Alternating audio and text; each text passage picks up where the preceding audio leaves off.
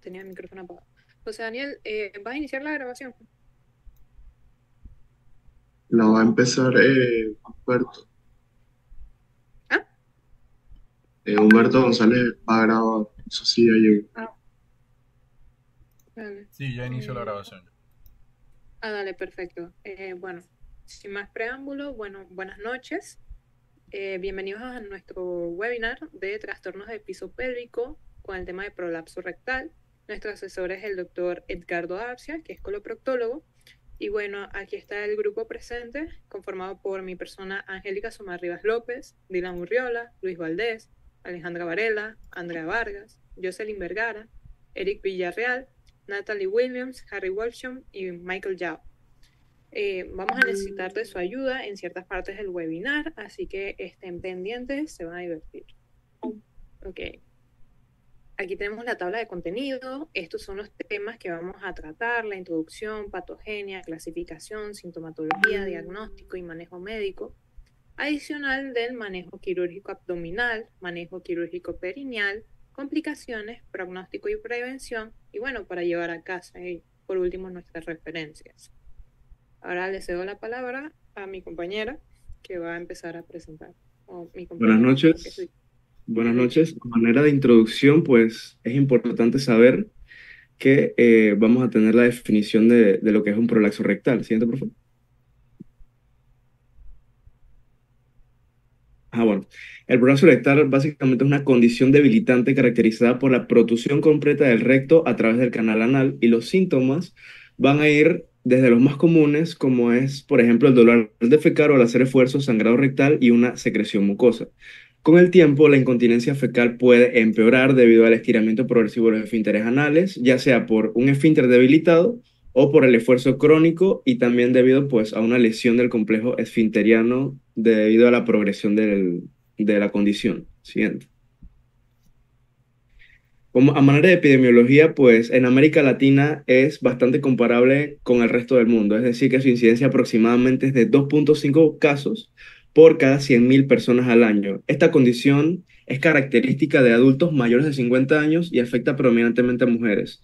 Y esta población entonces va a comprender lo que es el 80 al 90% de los casos de prolapso rectal en adultos. Siguiente.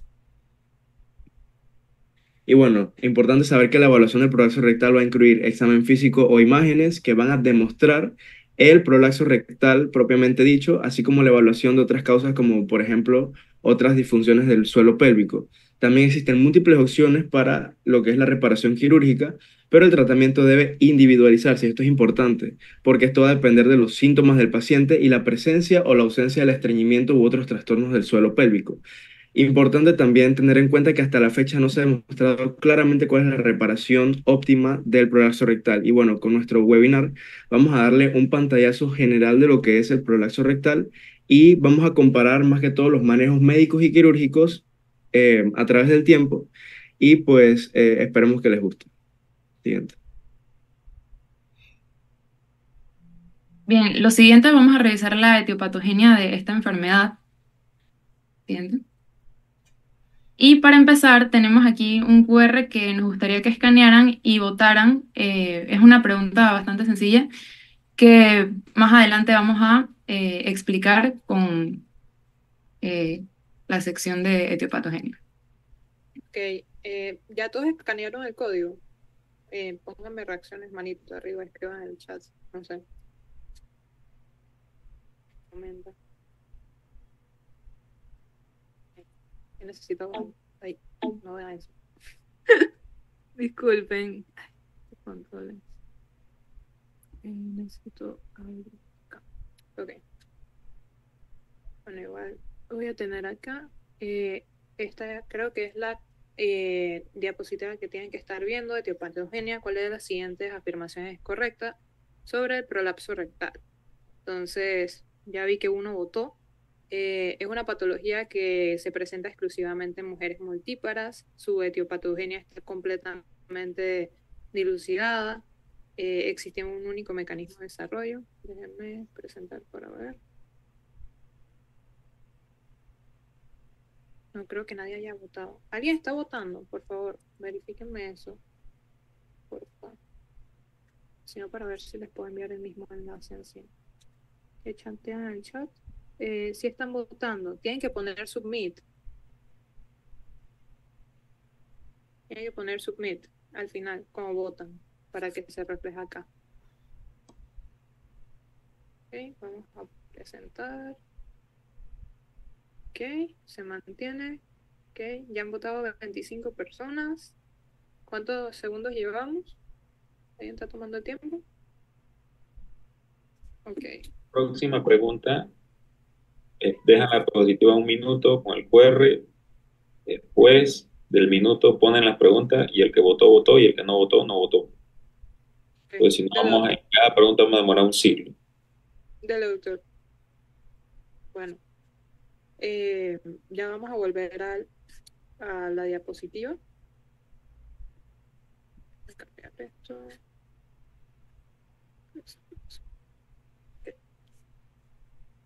Dale, Alejandro. Bien, la pregunta era ¿cuál de las siguientes afirmaciones sobre el prolapso rectal es correcta? La primera es que es una patología que se presenta exclusivamente en mujeres multíparas. Luego vamos a ver en qué otras personas se puede presentar. Su etiopatogenia está completamente dilucidada, existiendo un único mecanismo de desarrollo. Vamos a ver dos teorías que realmente son los que se mantienen en la actualidad y explican la etiopatogenia de esta enfermedad. La C, que sí es correcta, es que el prolapso rectal completo se define como la protrusión de todas las capas de la pared rectal a través del ano.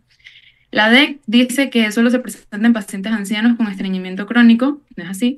Y la E dice que siempre requiere tratamiento quirúrgico de emergencia, pero veremos que existen diferentes maneras de tratar esta patología. Siguiente.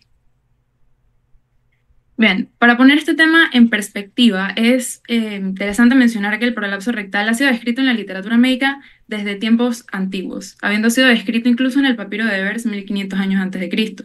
Sin embargo, a pesar de esta larga historia, su etiopatogenia no está completamente dilucidada. Y esto se refleja en el hecho de que existen más de 100 procedimientos quirúrgicos descritos para su tratamiento.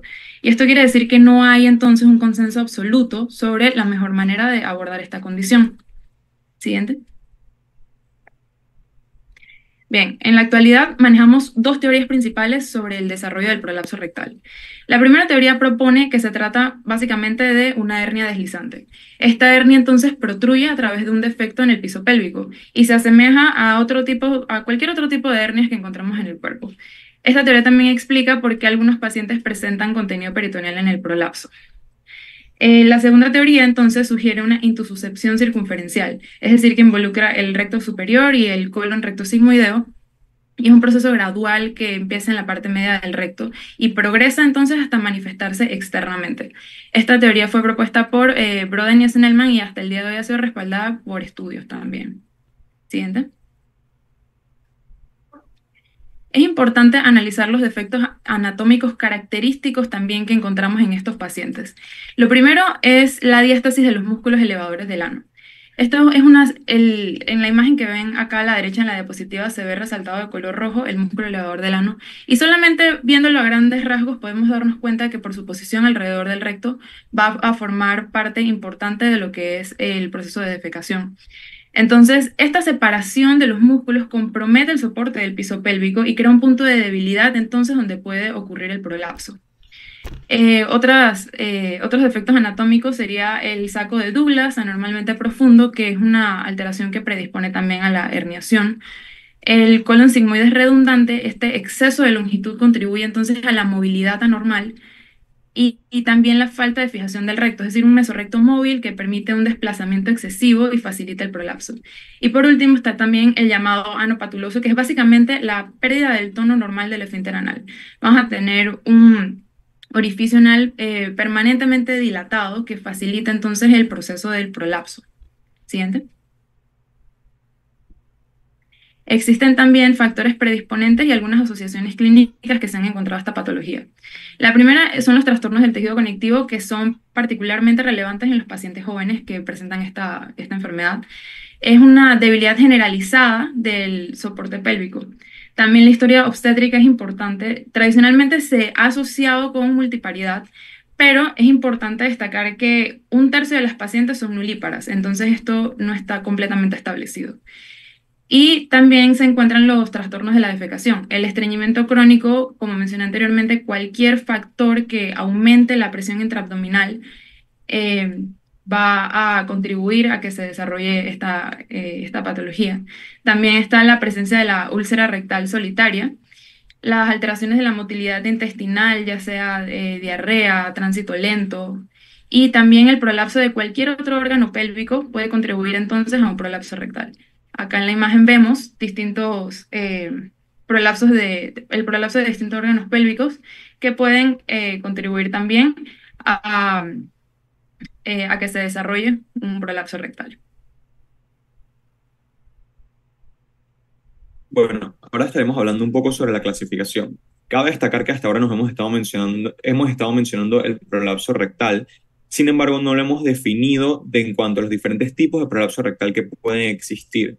Vamos a ver que esta clasificación de los tipos se da por la Sociedad Americana de Cirujanos Colorectales. Entonces, en esta diapositiva, la siguiente, vamos a poder ver el primero de los tipos, que es el prolapso rectal parcial. En este prolapso rectal parcial vamos a ver que se involucra el prolapso de las capas de la mucosa y o de la submucosa del recto a través del canal anal con invaginaciones radiales de tejido prolapsado. Entonces, si vemos la imagen de la derecha, vamos a ver pues el recto y vamos a ver que entonces la mucosa y la submucosa del mismo se están prolapsando a través de él. Por esto se denomina un prolapso rectal parcial, que entonces se contrasta con el siguiente que vamos a ver, que es el prolapso rectal completo. En este tipo de prolapso rectal se van a protruir las 4 capas del recto, es decir, la mucosa, la submucosa, la muscular y la adventicia. Estas van a protruir entonces a través del canal anal y van a tener pliegues del tejido prolapsado que van a ser concéntricos. Entonces, si vemos la imagen a la izquierda, contrasta bastante con el anterior debido a que vamos a ver las 4 capas y va a ser un prolapso, por así decirlo, más significante a nivel de síntomas y a nivel de presentación clínica, que vamos a poder ver más adelante. Entonces, en el siguiente y último tipo vamos a ver el prolapso rectal interno. Este prolapso rectal interno, también denominado intususcepción rectal, vamos a ver que es un tipo de prolapso rectal en donde lo que ocurre realmente es que se prolapsa el recto hacia el recto distal o el canal anal, pero no sobresale a través del ano. Al no sobresalir a través del ano, este prolapso tiende a ser asintomático. Y como lo podemos ver en la imagen de la derecha, esencialmente lo que sucede es que una de las capas o las capas del recto van por encima de otra capa del recto, causando este tipo de intususcepción. Y estos son los 3 tipos que define entonces la Academia Americana de Cirujanos Colorectales. En la siguiente diapositiva vamos a poder ver entonces el sistema de clasificación que se utiliza, que es un sistema de clasificación radiológico denominado el sistema de clasificación de Oxford. Este se creó utilizando datos radiológicos, específicamente utilizando la defecografía. Vamos a ver que una defecografía básicamente lo que es que se le da al paciente un trago de bario para que entonces en una sala de fluoroscopía él defeque este trago de bario y se pueda observar cuál es el grado de prolapso que tiene el paciente, cada uno tiene sus propias características radiológicas. Cabe destacar también entonces que los diferentes grados de prolapso tienen que ver bastante con la sintomatología que va a presentar el paciente. Aquellos prolapsos de bajo grado, como el grado 1 y el grado 2, tienden a ser asintomáticos. Por lo tanto, generalmente no requieren manejo quirúrgico. Sin embargo, o algún tipo de manejo. Sin embargo, el prolapso de grado 3 en adelante, que son de alto grado, tienden a ser sintomáticos. Por lo tanto, sí van a requerir usualmente algún tipo de manejo especial. Entonces, viendo en la tabla de la izquierda, el prolapso de primer grado no va a descender por debajo del límite proximal del rectocele, sabiendo que el rectocele entonces es esta herniación de la pared anterior del recto hacia la pared posterior de la vagina. El prolapso de segundo grado va a descender al nivel del rectocele, pero no al canal anal, como lo vemos en la imagen de la derecha. En el prolapso de tercer grado vamos a ver que este desciende al canal anal proximal. En el cuarto grado, este va a descender al canal anal distal y el quinto grado ya es el prolapso evidente, en donde vamos a ver que se protruye completamente del ano.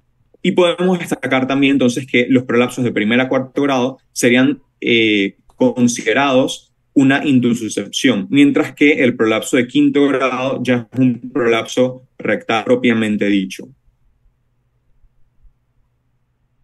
Bueno, ahora vamos a hablar un poquito de la sintomatología, pero primero tenemos otra pregunta. Voy a poner el temporizador para que escaneen el código.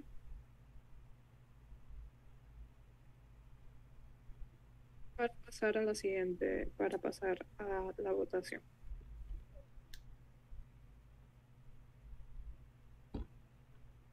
Okay. Les voy a dar 30 segundos para que la puedan escanear y completar.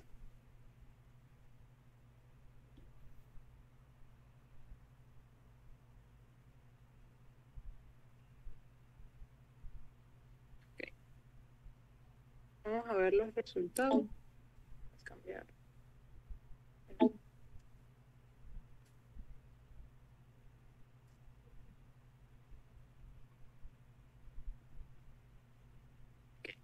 Esta pregunta. ¿Pudieron escanear el código? Okay. Tienen que ponerle submit. Ok. Nada más ha votado una persona. Ok, vamos a darles 30 segundos.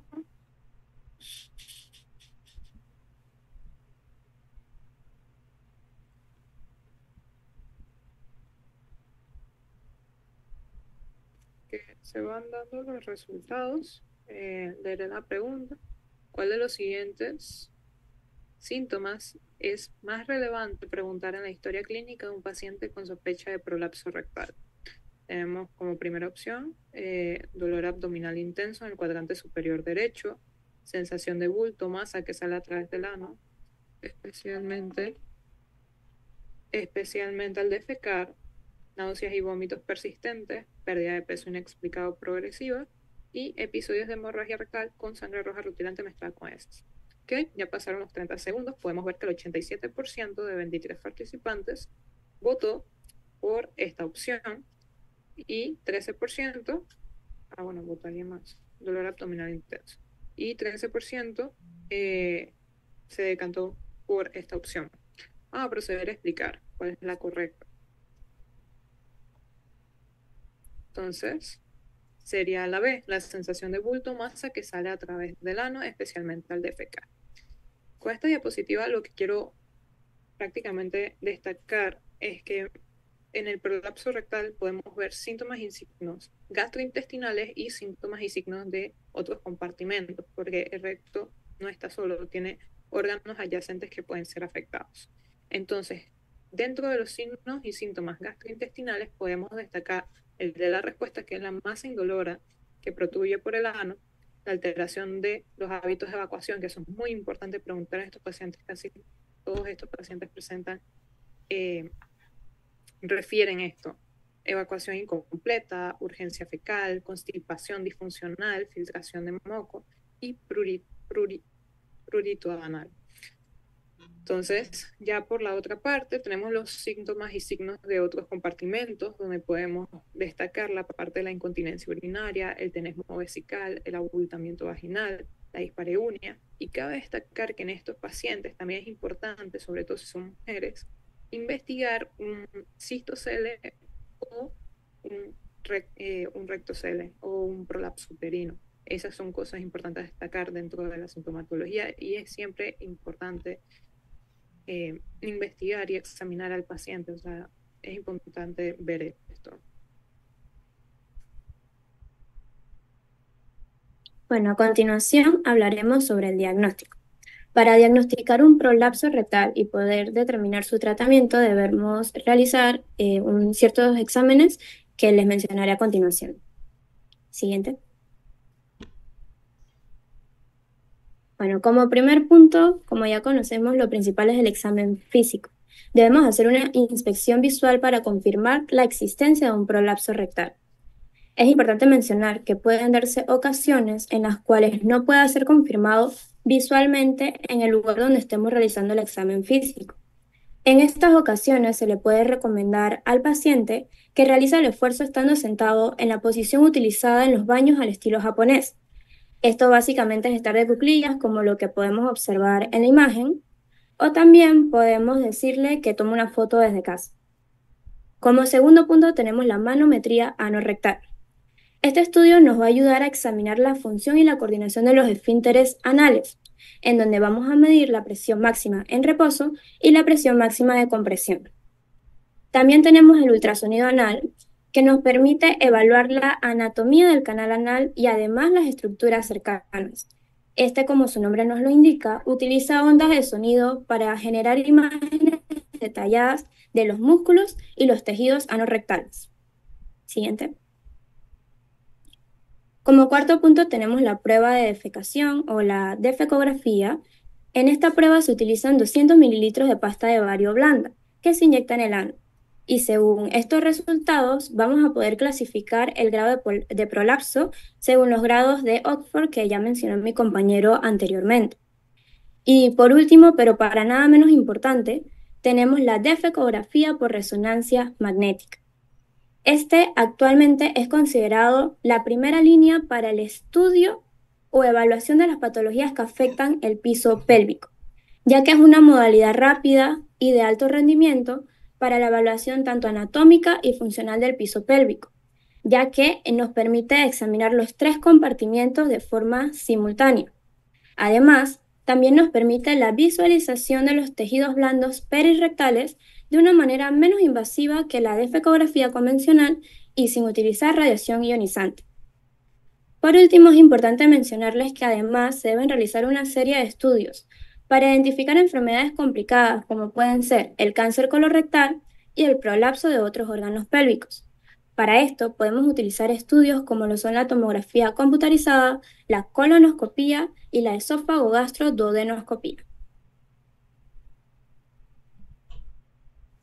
Entonces, siguiendo con el webinar, estaremos hablando sobre el manejo médico. Siguiente. Aquí tenemos una pregunta para el público. Sí, esto me han comentado que es mejor que ya todos tienen el enlace, así que voy a ir a la página del quiz. Así, si no, no cargo. Ok, vamos a pasar acá. Déjame poner los 30 segundos.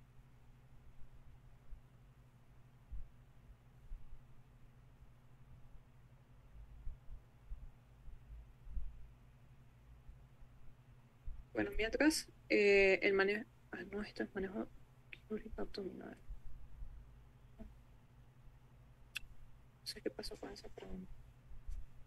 Un segundo.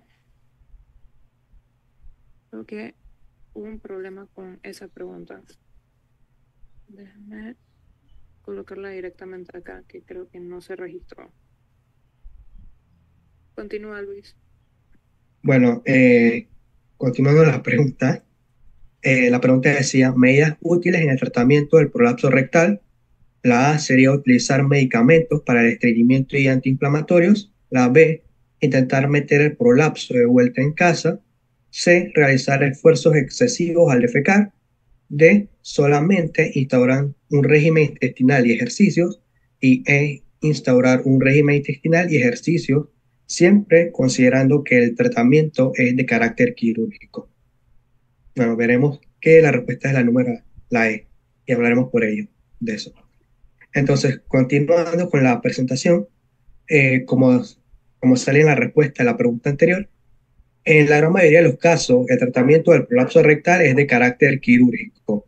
Sin embargo, es posible que se pueden llegar a instaurar ciertas medidas en el periodo preoperatorio que me ayuden a mejorar la sintomatología. Estas medidas pueden ser llegando a instaurar un régimen intestinal que me ayude a aliviar el estreñimiento y que me ayude a mejorar la consistencia de las heces. Entonces, en la imagen de la derecha vemos lo que es la escala de Bristol, que es una escala que me permite a mí clasificar a las heces dependiendo de las heces, dependiendo de su consistencia. Vemos que se clasifican en 7 distintos tipos de heces. Vemos que en el tipo 1 se ven lo que son trozos duros separados que pasan con dificultad. En el tipo 2, como una salchicha compuesta de fragmentos. Tipo 3, como una salchicha con grietas en la superficie. El 4, como una salchicha o serpiente lisa y blanda. Tipo 5, trozos de masa pastosa con bordes definidos que son defecados fácilmente. Tipo 6, como fragmentos blandos y esponjosos con bordes irregulares y consistencia pastosa, mientras que finalmente el tipo 7 es totalmente líquida con ausencia de pedazos sólidos. Vemos que la clasificación normal sería los tipos 3 y 4. También importante destacar el consumo mínimo de fibra en la población adulta. Vemos que según la Organización Mundial de la Salud, en su guía sobre el consumo de carbohidratos, ellos recomiendan un consumo mínimo de 25 gramos de fibra dietética al día dentro de las comidas. Siguiente.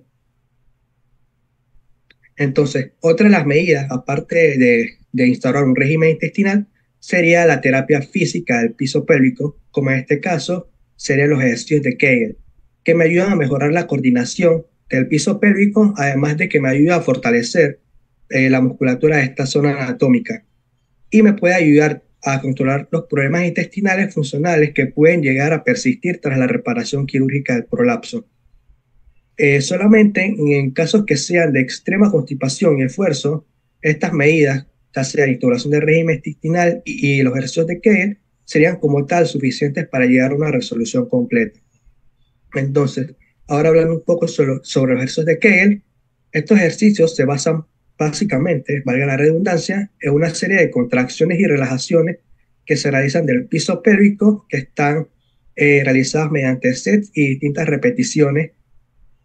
Estas repeticiones vemos también en la imagen de la izquierda, es un estudio a modo de ejemplo, a modo de pantallazo, por así decirlo, en donde se evaluaron a 100 pacientes, de los cuales algunos tenían, 63 tenían prolapso órgano pélvico, y se demostró mediante este estudio que de acuerdo a la sintomatología, el 83% de los pacientes llegaron a demostrar una mejoría respecto a la sintomatología tras 6 meses de instauración en los los ejercicios de Kegel, tras 6 meses de régimen mínimo.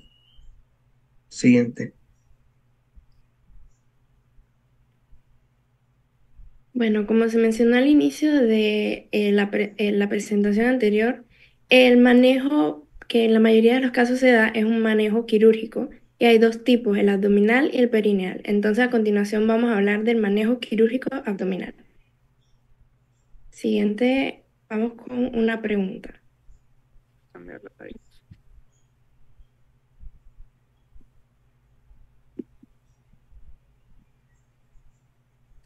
Ya lo habían respondido, así que podemos. Voy a poner 10 segundos para los que no han podido responder.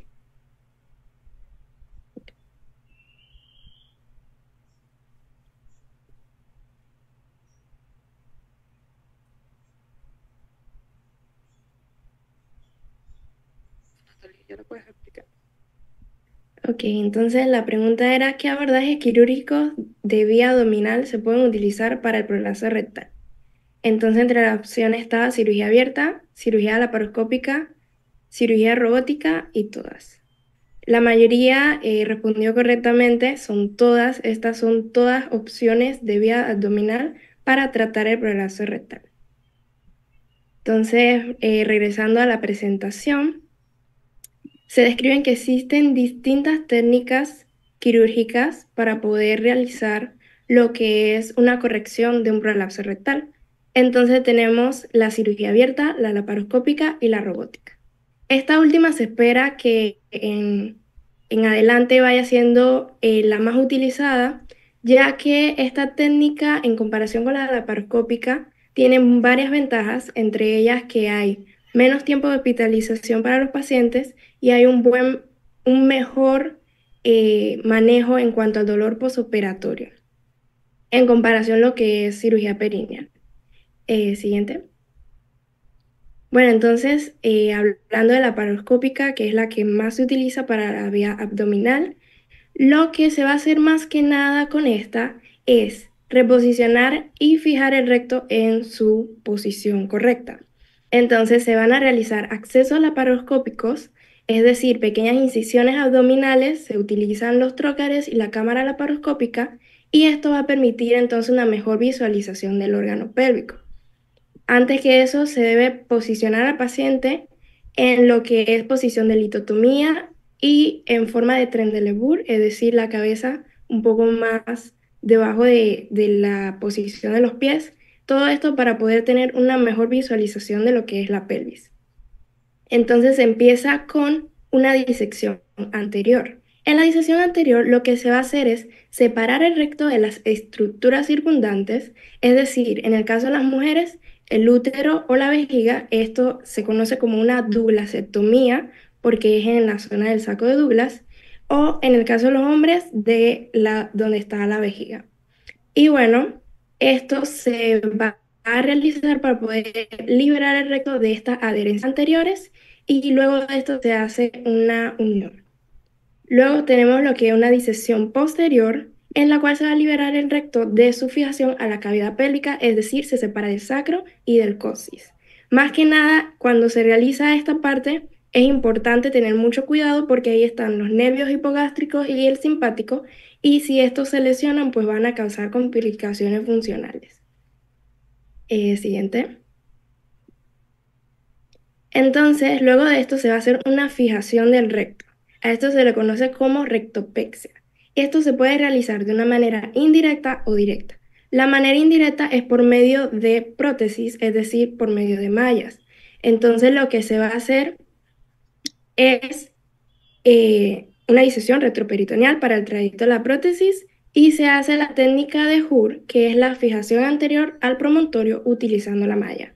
En cuanto a la rectopexia posterior, se hace la técnica de Wells, que se va a fijar la prótesis a la concavidad sacra, y luego de esto se fija a la prótesis el recto. Siguiente. Y bueno, hablando un poquito más sobre las mallas, es que estas mallas se pueden dividir en dos grupos. Pueden ser absorbibles, que son las mallas biológicas, o no absorbibles, que son las sintéticas. Entonces, dependiendo de la ventaja de ventajas, se prefiere el uso de las absorbibles, ya que estas causan menos erosión, pero entre las desventajas está que hay mayor recurrencia de que vuelva a pasar un prolapso rectal, y no causan reacción de cuerpo extraño, como es en el caso de las sintéticas, ya que estas suelen ser de tejidos animales. Y la ventaja que tienen estas, las que son no absorbibles, es que, bueno, en comparación con las absorbibles, tienen mayor durabilidad y soporte, pero como ya mencioné, estas pueden causar erosión, fitulización y causan mayor reacción de cuerpo extraño. Siguiente. Entonces, otro tipo de rectopexia va a ser por medio de suturas. Entonces, en este caso, no se van a utilizar mallas, sino que simplemente se va a hacer una sutura a la concavidad sacra, haciendo incisiones bilaterales del peritoneo a partir del promontorio.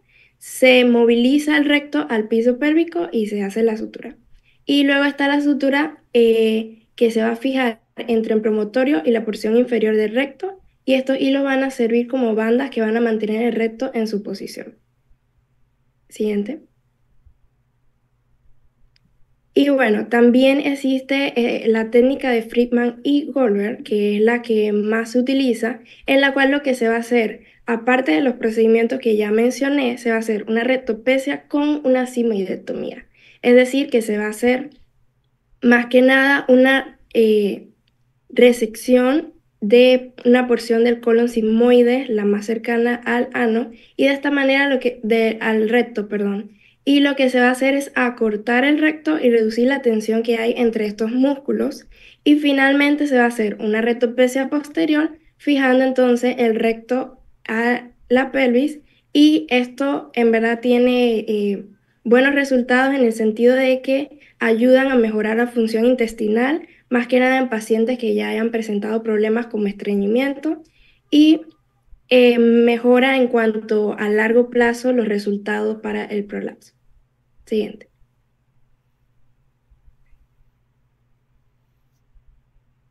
Bien, ahora yo hablaré sobre el manejo quirúrgico perineal. Siguiente. Primero quiero empezar con una pregunta. Eh, Se le dan refrescar la página. Ok.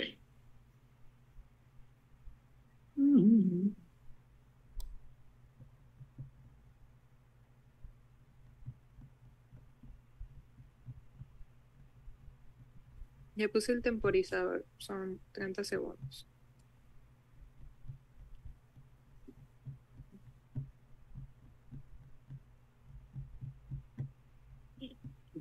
Me avisas.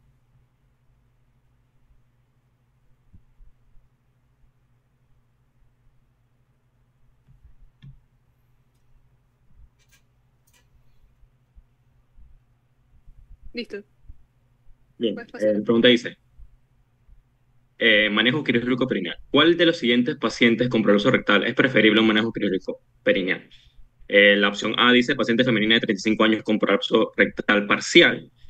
La opción B dice paciente de 75 años con prolapso parcial. La opción C dice paciente de 65 años con prolapso completo y con antecedentes de hipertensión, enfermedad renal crónica, diabetes mellitus y obesidad mórbida. O la última opción dice paciente de 40 años con prolapso irreductible.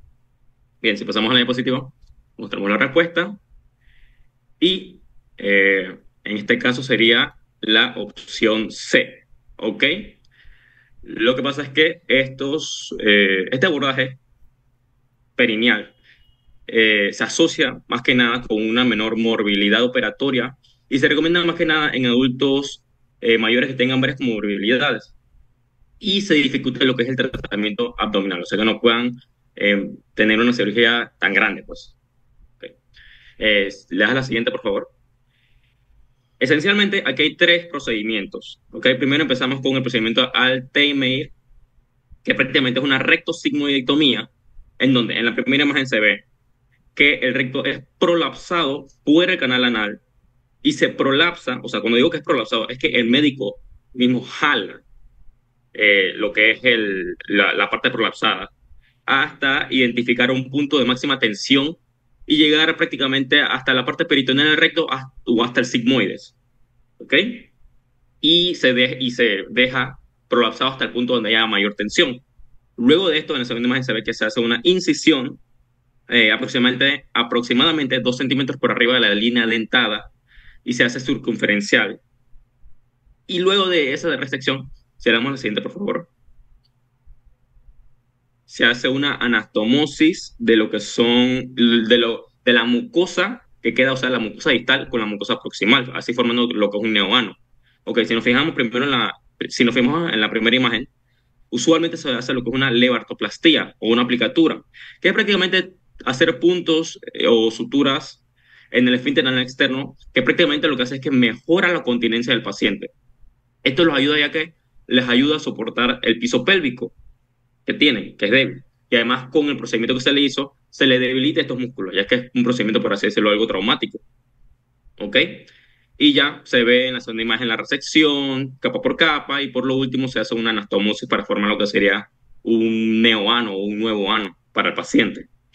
Este procedimiento, perdón, tiene un riesgo de sangrado y absceso, y además tiene un riesgo de sangrado, de absceso y hasta una recurrencia de hasta el 20%.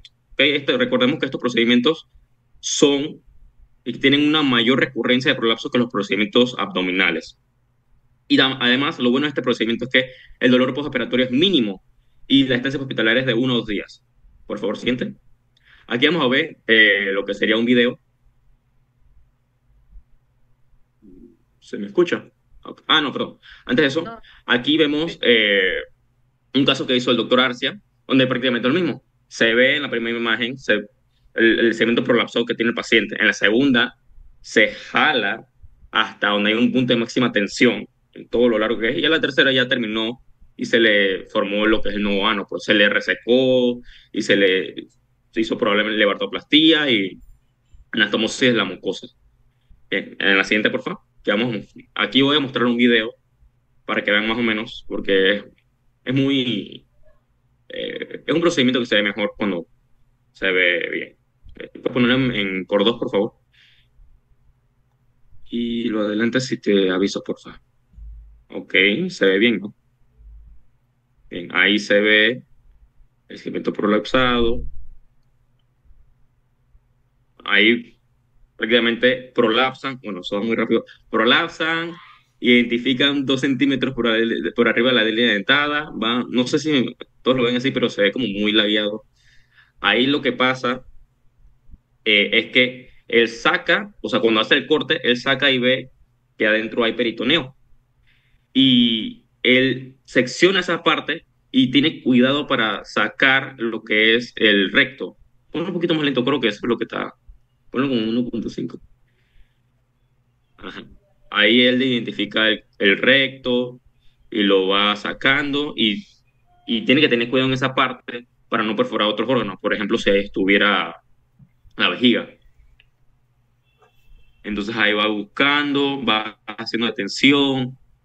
Ahí probablemente lo que va a hacer es, ahí está tomando unos puntos, ahí lo que está haciendo es la levartoplastía.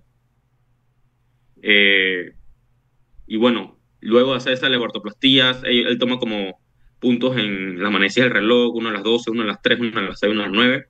Y luego se secciona lo que es el segmento prolapsado mediante me imagino que electrocauterización. Ujú, ahí va tomando los puntos. Puedes adelantar un poco. ¿Vale? Entonces va un poquito pixeleado, pero es lo que hay. Ajá. Se le está tomando,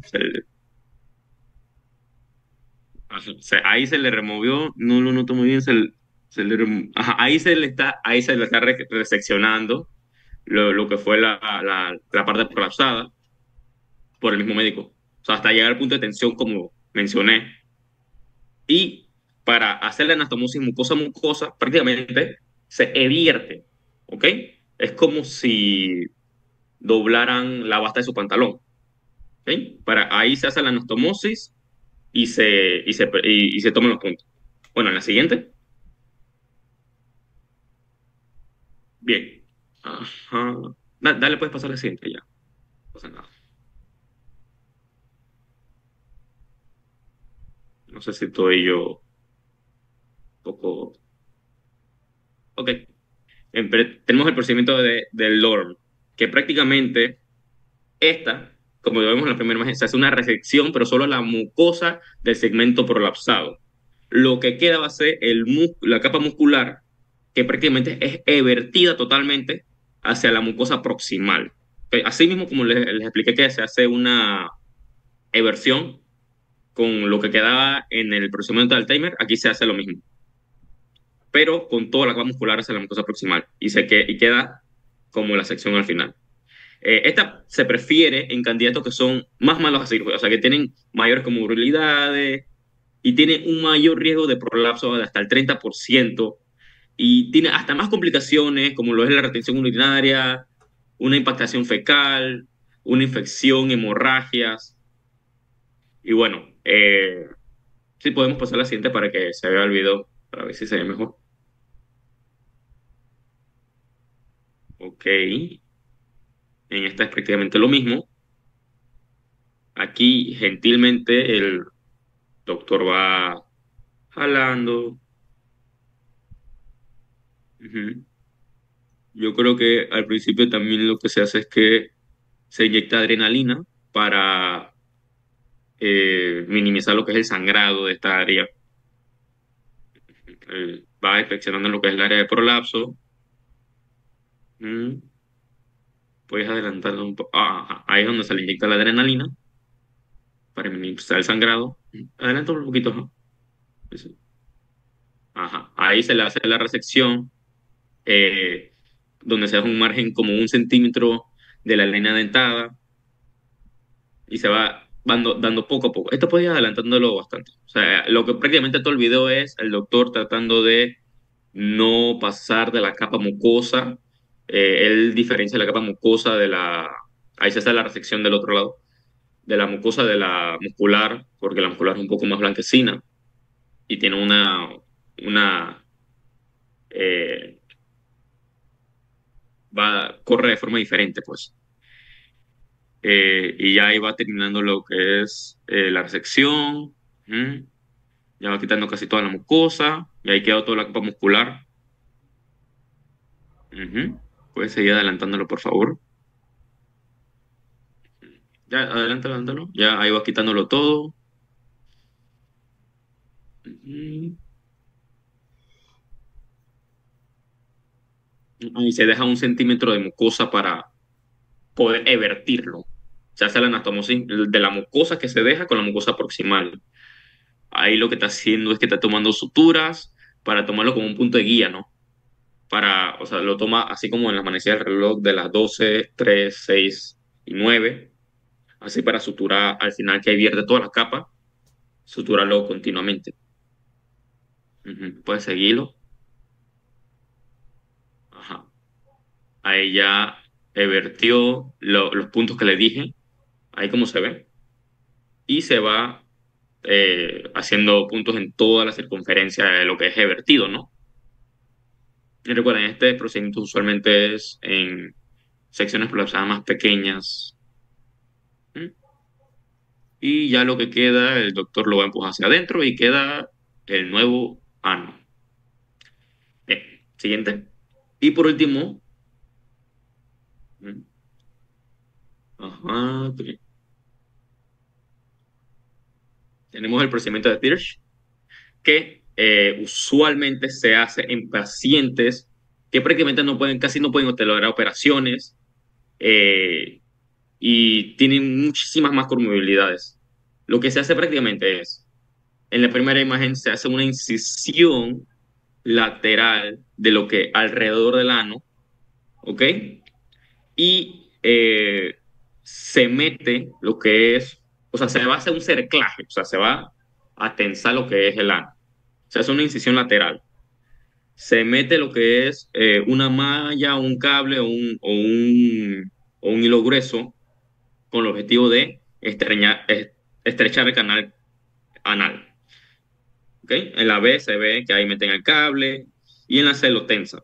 Ahí casi no se entiende mucho, pero podemos pasar a la siguiente. Tenemos un video rapidito, como se ve. Las complicaciones de este procedimiento son grandes. Puede haber erosión del dispositivo cerclado, puede haber disfunción del dispositivo, o sea, se rompe y no sostiene la estructura, el prolapso llega hasta un 44%, puede haber hasta riesgo de sepsis, ¿no? Ajá, ahí se ve el video, aquí tenemos un segmento prolapsado grande, bueno, un segmento prolapsado. El doctor va y lo va evertiendo suavemente sin hacer mucha fuerza para no perforarlo. Le vierte, y prácticamente lo que va a hacer es que va a tratar de meter todo eso de vuelta a la cavidad pélvica. Entonces lo vierte, ujú, y lo va a devolver pronto. Voy a adelantarlo un poquito, por favor, para ver si ya lo mete.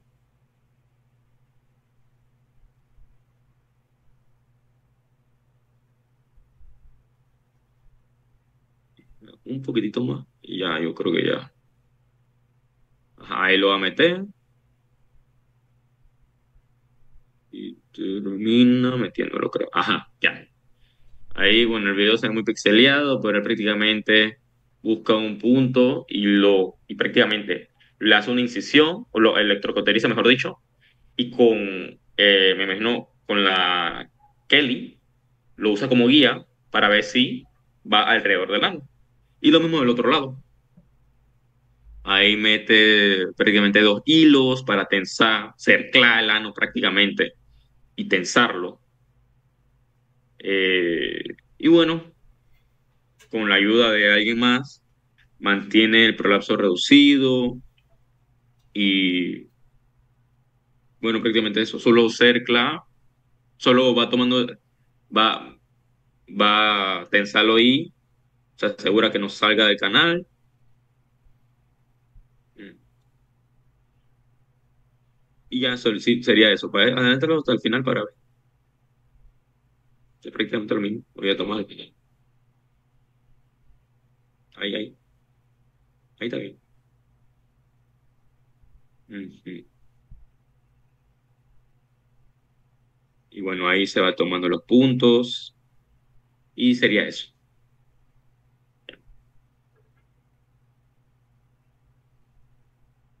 Bueno, ahora voy a hablar un poco sobre las complicaciones y en la siguiente diapositiva.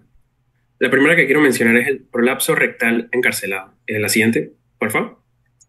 Cuando a la manipulación el recto prolapsado no se puede reducir y tiene un aspecto necrótico o gangrenoso, requiere una rectosigmoidectomía perineal de emergencia o una cirugía Alzheimer para remover el tejido necrótico. Esa es la primera que se puede presentar.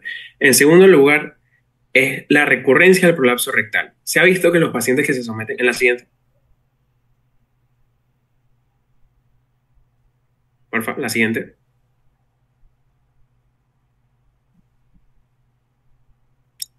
Bueno, para ir hablando. Sí, listo, gracias. Cuando se ha visto que los pacientes que se someten a rectopexias ventrales que ya han tenido cirugías correctivas del prolapso rectal tienen mayor riesgo de recurrencia. También se ha visto que tienen un mayor riesgo de prolapsos de espesor total. Se ha visto que esto se presenta más en pacientes que han tenido abordajes perineales. Después, en la siguiente diapositiva, en cuanto a las complicaciones postquirúrgicas, las más frecuentes son complicaciones menores como infección del tracto urinario, ilioparalítico, y las menos frecuentes son infección, desplazamiento o erosión de la malla. En cuanto a la infección de la malla, se presenta con formación de abscesos, formación de fístulas, y el desplazamiento de la malla o la erosión de la malla, el paciente va a presentar incontinencia, descarga no rectal o dolor abdominal.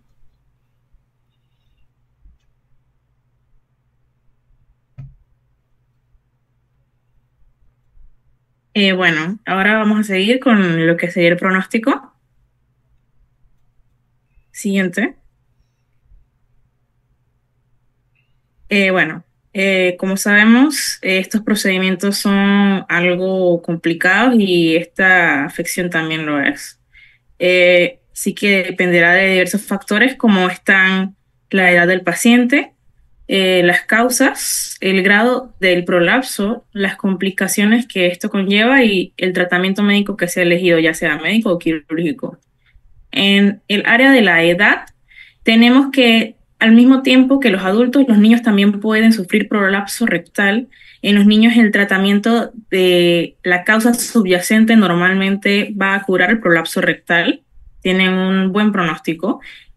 Mientras que en el lado de los adultos, la cirugía generalmente cura el prolapso, pero están sujetos a riesgos de recurrencia y complicaciones. Dependiendo del grado del prolapso, los más pequeños tienen un mejor pronóstico y menos complicaciones que aquellos más grandes y recurrentes. Siguiente.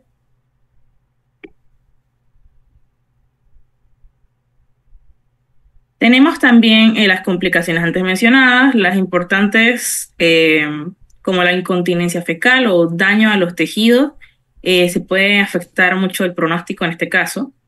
Tenemos el tratamiento, el cual existen pacientes que eligen no utilizar tratamiento y al no dar tratamiento para el prolapso rectal se pueden presentar estreñimiento e incontinencia fecal, que son las complicaciones más normalmente presentadas y las que causan la mayor cantidad de razones para acudir al doctor. También tenemos factores que influyen en el resultado después de una cirugía, en el caso de elegir tratamiento quirúrgico, que serían la condición de los músculos del esfínter anal antes de la cirugía. En el caso de que el prolapso sea interno, como una intususcepción o un prolapso externo, también está el tiempo que el paciente ha experimentado los síntomas previos a realizarse la cirugía y la salud en general del paciente. Si el paciente es un candidato a muchas enfermedades crónicas, ya sea hipertensión, diabetes, o sea, que tenga muchos factores de riesgo, esto también va a afectar lo que es el tratamiento. Siguiente.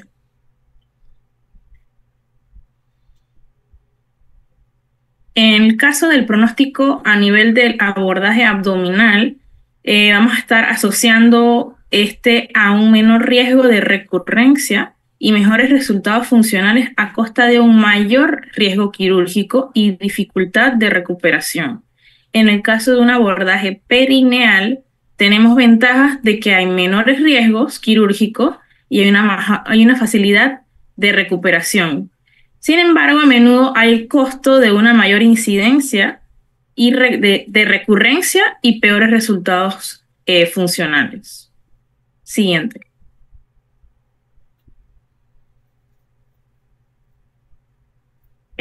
Tenemos como los puntos de la prevención. En primer punto, la dieta rica en fibra. Siempre se escucha acerca de la escala Bristol, que ya la explicó nuestro compañero. Esta es muy importante porque uno de los factores de riesgo para un prolapso rectal se encuentra en lo que es el estreñimiento crónico, y se sabe que las recomendaciones acerca de la dieta rica en fibra están siendo más o menos 25 a 35 gramos de fibra al día, acompañado de 2 litros de agua o 8 vasos de 8 onzas de agua. Es decir, 7 onzas el cuerpo las debe absorber y 1 onza la utiliza para hidratar las heces. Y menciono la escala Bristol porque se dice que un Bristol número 4 es el Bristol que necesitamos para que generalmente se nos dé un buen bolo fecal sin necesidad de utilizar una fuerza exagerada en los esfínteres. Vamos a tener como segundo punto de prevención evitar la presión fuerte sobre el abdomen, no llevar cosas pesadas, tratar el estreñimiento, evitar casos donde se lleve a dar una tos severa, como por ejemplo el dejar de fumar. Es muy importante porque esto causa no el prolapso rectal como tal. Fumar va a causar un prolapso rectal. Sin embargo, la tos que conlleva los fumadores crónicos va a ser un factor de riesgo. El ejercicio regular para perder peso, porque lo que se dice que es un trastorno de piso pélvico, mucho se habla de la obesidad y cómo también es un gran factor de riesgo para llevar a prolapso de órganos del piso pélvico. Tendríamos también tratar los trastornos intestinales crónicos. Ya mencioné tratar estreñimiento crónico, pero también hay que tratar el caso de las diarreas crónicas. Y por último, ya lo mencionaron, lo que es el entrenamiento de los músculos del piso pélvico, utilizar los ejercicios de Kegel. También tenemos una recomendación que es la utilización de un banco al ir al baño. Es un beneficio para la salud rectal también, ya que va a también ayudar en el caso del estreñimiento crónico, gracias a la posición ideal que se debe hacer cuando vamos al baño. El uso de un banco va a hacer un ángulo. El ideal recomendado es 35 grados para que se dé una correcta postura al músculo puborectal y se facilite la evacuación. Siguiente. Bueno, ya como último punto para llevar a casa, tenemos aquí 3 de nuestras conclusiones y unas que les voy a mencionar adicional.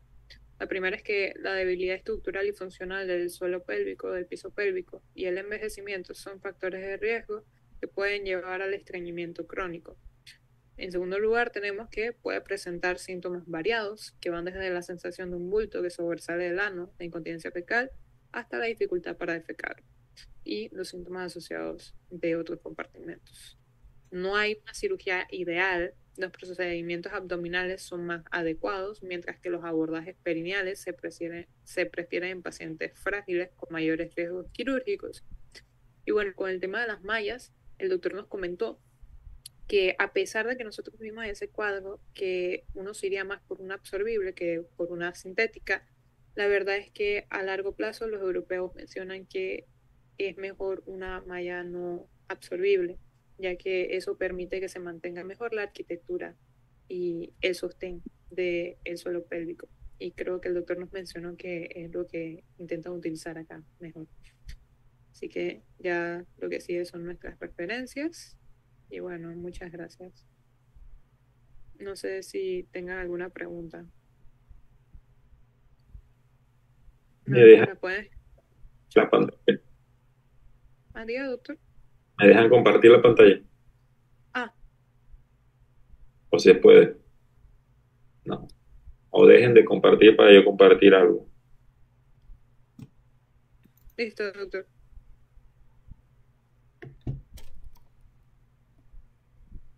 ¿Ven la pantalla? Sí, doctor. Eh, Sí se ve. Voy a compartir un video de una rectopexia. La rectopexia, ven que el colon está redundante. Se libera el colon y buscas el promontorio del sacro, porque ahí es donde vas a fijar el recto. Después buscas el espacio entre el recto, ahí ven el recto y la vagina, y ahí el recto está atrás y se empieza a disecar el espacio de non biliar. Y ahí lo que hay que tener cuidado es no lesionar la vagina, hasta que lleguemos allá a la parte, al pubis prácticamente. Y luego pones el punto ahí abajo y lo pones a la malla. Esa es una malla no absorbible, una malla sintética, ¿verdad? Y eso lo coses al recto. Y por eso que existe el riesgo de que se erosione el recto y haya una fístula. Pero si no pones esa malla, hay grande posibilidad de que ese prolapso recurra nuevamente. Entonces, lo difícil en la laparoscopía es poner esos puntos intracorpóreos. Aquí estamos fijando ahora la malla, ya después del recto la estamos fijando al promontorio del sacro.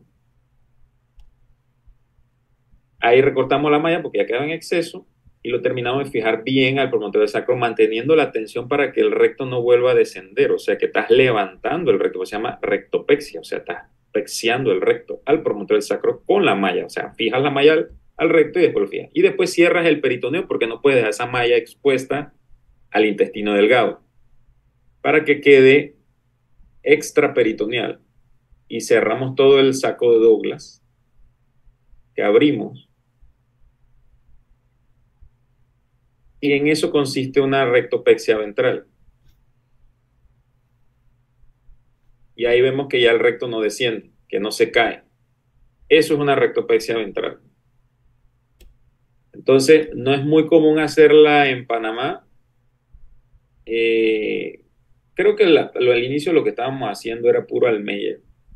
Ya nosotros hemos intentado hacer esto, pero esto en manos de la laparoscopía es muy difícil. Eso es más desgastante que hacer una cirugía de cáncer.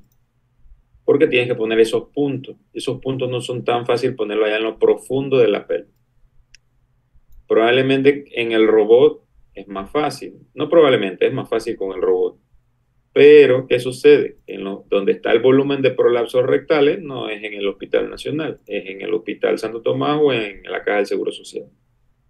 Y lastimosamente las comorbilidades que tienen algunos panameños, adultos mayores o no tan adultos mayores, son importantes y a veces por eso hacemos más Almeyer, abordaje perineal. Lo más importante que tienen que saber es que un prolapso rectal, el manejo prácticamente es quirúrgico y que ustedes tienen que darle un manejo médico al inicio hasta que el paciente llegue a las manos del coloproctólogo, porque en realidad aquí nadie se va a meter. Si hay una patología que es full del coloproctólogo, son dos: la fístula anal y el prolapso rectal. Eso les da un pavor a cualquier cirujano oncólogo o cualquier cirujano general. Ellos nos compiten, algunos hacen hemorroides, algunos se atreven a hacer fisura, operan cáncer de colon, cáncer de recto, que si quien lo opera mejor, que si quien lo opera peor, no importa. Pero si hay algo que es 100% terreno del coloproctólogo, es el prolapso rectal de la fístula anal. Eso, no lo duden, que eso es full del coloproctólogo. En el interior hay algunos cirujanos generales que hacen hemorroides, hacen todo porque no hay coloproctólogo. Pero prolapso rectal, entonces no hay como más de 100 cirugías de prolapso rectal. Mencionaron los del webinar algo, las más frecuentes. Hay rectopexias posteriores con malla, sin malla, hay rectopexias laterales, hay rectopexias tanto anteriores como posteriores mixtas. Hay un montón hay unas que nada más y le pones un cuadrito de la malla pegado a la cara posterior y lo fijas al promontorio, no te tienes que disecar hasta allá abajo. Pero probablemente la que mejor ha dado resultado es la rectopexia ventral, más que la rectopexia posterior.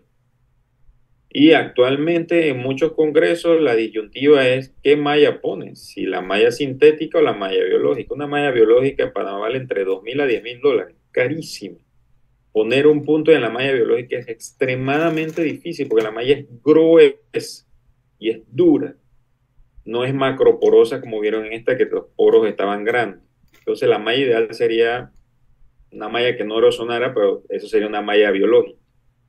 Y lo que se ha visto, al inicio todos estaban a favor de la malla biológica y los europeos se han dado cuenta de que con la malla biológica recurren más porque cuando han vuelto a entrar al abdomen para operar años después, el prolapso rectal operado por ellos mismos por una rectopexia con una malla biológica, encuentran que la malla ya no está y que no hizo la fibrosis correcta porque se absorbió. Mientras que una malla sintética, eso va a estar ahí para el resto de la vida. Y ese es el riesgo de que erosione, ¿no? Y entonces en Estados Unidos, por las demandas, los americanos te dicen, lo ideal es poner una malla sintética, pero nosotros en Estados Unidos sabemos eso, pero no nos atrevemos. Ponemos biológica porque le tenemos miedo a la demanda. Literal lo dicen así en los congresos, los que más hacen esta cirugía. En Panamá no hay nadie que haga, se recomienda que para ser experto haciendo una rectopexia ventral laparoscópica o robótica tienes que hacer 20 al año. Y yo he hecho una este año ventral laparoscópica. Y el año pasado hice una robótica. O sea, no es tan común. Y habré hecho 25 prolapsos en 10 años de coloproctólogo.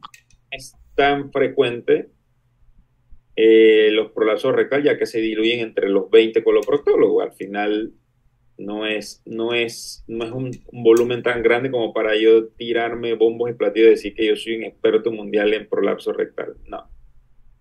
A nivel nacional probablemente el Santo Tomás maneja un volumen de 20 prolapsos al año, probablemente uno o máximo 2 por mes, y nos lo diluimos entre los 3 coloproctólogos, y gran parte de esos prolapsos son adultos mayores, personas muy ancianas, pero no tanto es lo anciano, sino las comorbilidades que tienen. Entonces son pacientes lábiles, no caminan, no toleran un neumoperitoneo, y si no toleras el neumoperitoneo ya no eres candidato a una rectopexia, a una cirugía de abordaje abdominal, así que tenemos que hacer el abordaje perineal. El abordaje perineal al inicio, cuando llegué a Panamá, me parecía un buen abordaje, una cirugía sencilla, de bajo riesgo, 1 hora y media de cirugía. Pero sinceramente ahora he visto que me han regresado esas recurrencias con esos pacientes más ancianos, con más comorbilidades, y me queda la duda de que quizás sí pudimos haber hecho un abordaje abdominal. Así que probablemente en la mentalidad de los coloproctólogos nuevos es tratar de hacer abordaje abdominal. Como estudiantes, ¿qué tienen que saber? Ser el diagnóstico, diferenciar entre un prolapso rectal y un prolapso hemorroidal. Prolapso hemorroidal es que ven las almohadillas hemorroidales prolapsadas, mientras que un prolapso hemorroidal van a ver la mucosa del recto prolapsada. Entonces tienen que saber diferenciar entre mucosa, entre la pared del recto y las hemorroides. Las hemorroides son unas almohaditas, parecen unas uvas, se ven ahí, son cojines hemorroidales, mientras que y a veces el paciente llega aquí al consultorio y uno piensa que tiene un prolapso hemorroidal porque dice, se me sale. Cuando lo pongo a pujar, se le sale el prolapso. Y a veces no sale. Pero al paciente hay que ponerlo a pujar. ¿Cómo me doy cuenta? El ano está hipotónico. Eso apenas ustedes ven un ano hipotónico, el paciente dice que se le sale algo, sospechen en un prolapso rectal, aunque no se le salga ahí en el consultorio. Entonces, ¿qué pueden hacer? Mandarlo al inodoro del consultorio y que puje a ver qué se le sale. Esa es una opción. Pero muchos no quieren, les da pena. Entonces lo que uno le dice, porque son adultos mayores, son abuelitas, y uno le dice a las hijas o a los hijos, tómele una foto de lo que se le sale y la próxima vez que nos veamos me trae la foto. Generalmente esos pacientes necesitan una colonoscopia por la edad, y a veces en el Santo Tomás no hay cita en el consultorio hasta dentro de 6 meses, entonces no le voy a decir, ven, tráeme una foto en 6 meses, pues, y va 6 meses más que está con ese prolapso. Entonces, ahí inmediatamente, no sé, me parece que tiene un prolapso de algo, no sé, todavía no sé si es prolapso rectal o es prolapso hemorroidal, pero por la edad tiene indicación de una colonoscopia. Para cuando le programa la colonoscopia en 1 o 2 meses, me trae la foto, efectivamente es un prolapso rectal. Así que uno se puede ver ahora en estos tiempos con la foto del celular de lo que se le sale. Así que, bueno, creo que ya es tarde, son las 8:15. Yo, si nadie más tiene alguna duda, comentario, este es el momento. Si no, nada más me queda felicitar al grupo. Hablar de prolapso rectal es muy complicado para estudiantes de medicina. Cuando ellos me propusieron el tema, me pareció un tema desafiante e interesante, y como yo creo en los estudiantes de medicina de la Universidad de Panamá, yo creo que es bueno que desde ahora se fogueen con cosas desafiantes. Y es un tema desafiante porque no es fácil entender ese montón de cirugía, que al final esa no es la función de la clase. La clase no es que ustedes entiendan la cirugía, sino que entiendan la fisiopatología de la cirugía. Si saben que tiene el recto, los ligamentos están débiles, problemas, entonces entenderán en qué consiste que le ponga uno lo pexe con una malla y lo fija al promontorio del sacro, porque es lo único que no se ha debilitado, el hueso, ¿verdad? Porque todos los demás tejidos blandos están débiles. Entonces, tiene lógica si se sabe la fisiopatología del prolapso rectal. ¿Y por qué les dio? Porque pujan mucho desde jóvenes y les pasa la factura en la edad avanzada de prolapso rectal. Antes se pensaba que era porque habían tenido múltiples partos, pero generalmente, si podemos buscar un factor de riesgo, es el estreñimiento, y eso es lo que explica por qué hay gente joven con prolapso rectal, porque también tienen un tema de que tienen una debilidad en la colágeno, pero tienen un estreñimiento crónico que hace que se les haga el prolapso rectal. Así que los felicito, una buena revisión, un buen esfuerzo por mostrar fotos, videos, no es fácil. Yo no tengo un video de Almeyer, pero no lo tengo bien editado, así que no, por eso no se los pasé, y lo acabo de terminar de editar para que lo vieran, porque la había hecho en abril, pero por cosas de tiempo, casi edito cuando voy a dar la charla, edito, pero no es que esté editando a cada rato las cirugías que hago. No sé, felicitarlos, desearles la mejor de la fortuna, que aprovechen el hospital. Tienen la ventaja de los internos pandemia, de que no pudieron rotar, fueron charlas y rotaciones virtuales, fue increíble. Ustedes van a pisar el hospital, aprovechen el hospital, no tengan iniciativa,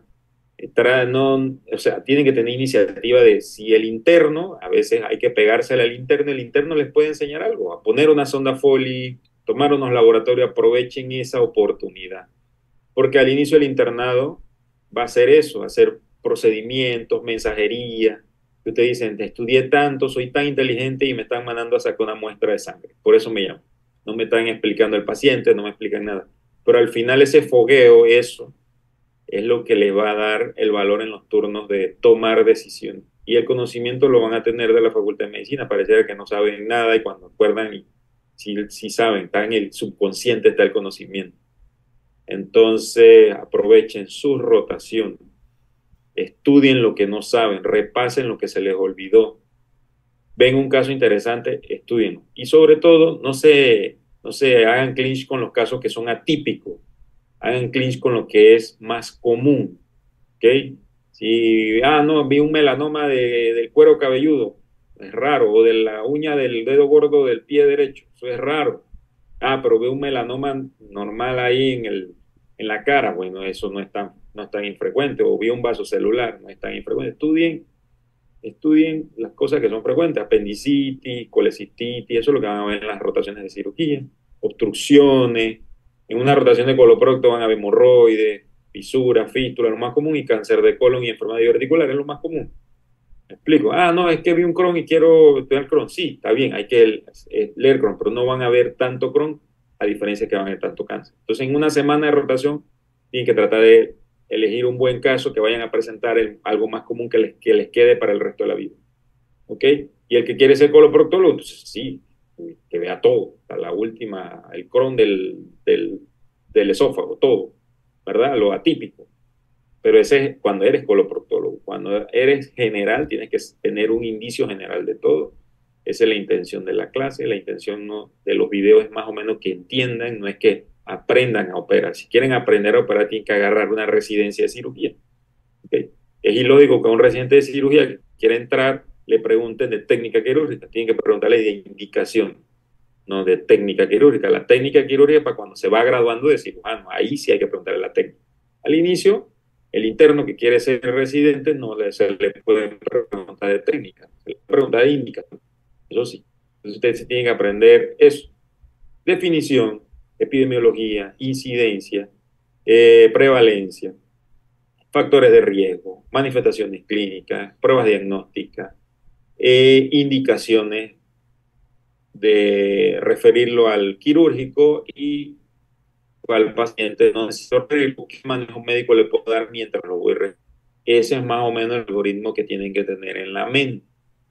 Y cuando son médicos internos generales, tienen que preguntar: este paciente tiene un abdomen que hay que operarlo ya, urgente, para llamar al cirujano, o es un abdomen que requiere un estudio más profundo, porque ahorita no hay que operarlo y al investigarlo más profundamente va a pasar el tiempo, pero su vida no está comprometida, ¿verdad? Y ese es el algoritmo que uno utiliza. Cuando eres R1 de primer día, te llega un abdomen y tú dices: ¿lo hospitalizo o no lo hospitalizo? Es lo primero que te viene a la mente. La segunda pregunta: ¿lo hospitalizo para operarlo ya, para subirlo al quirófano, o lo hospitalizo para estudiarlo? Y así es como la mente trabaja. ¿Okay? Esas son preguntas sencillas que, si se responden, eres un buen residente de cirugía. ¿Ah? No es tan difícil, es simplemente tener sentido común y aguantar y no ser tan egocéntrico. ¿Ah? Porque si no, el R2 que tiene 27 años y yo tengo 30, me está regañando y me ofendo porque yo cuando estaba en la facultad, ese de 27 que me está regañando, estaba en sexto semestre y yo estaba en 12, y ahora ese me está regañando a mí en la residencia. ¿Y cómo coincide eso? ¿Cómo lo percibes? ¿No? Tienes que tener esa capacidad, porque es como cuando un paciente se te complica y tienes que tener una retroalimentación de por qué se me complicó, qué fue lo que hice mal. Yo tengo que estar abierto a la crítica, a la autocrítica y a la crítica ajena. Y si es una crítica constructiva, bien recibida, y si no es constructiva, uno contesta basado en el conocimiento científico de una forma sin ofender y sin perder el caché, el gentleman que debe tener todo médico. ¿Okay? Así que esos son consejos que yo les doy y los felicito nuevamente al grupo y les doy las gracias por tu tiempo. Nos vemos en el hospital. Queríamos agradecer por su asesoramiento de parte del grupo número 8 y por su tiempo también, porque realmente dio frutos en la presentación que estábamos realizando. Así que muchas gracias. Dale, pues, pasen buena noche. Muchas gracias a todos por venir. Que pasen buena noche. Con esto hemos terminado el web.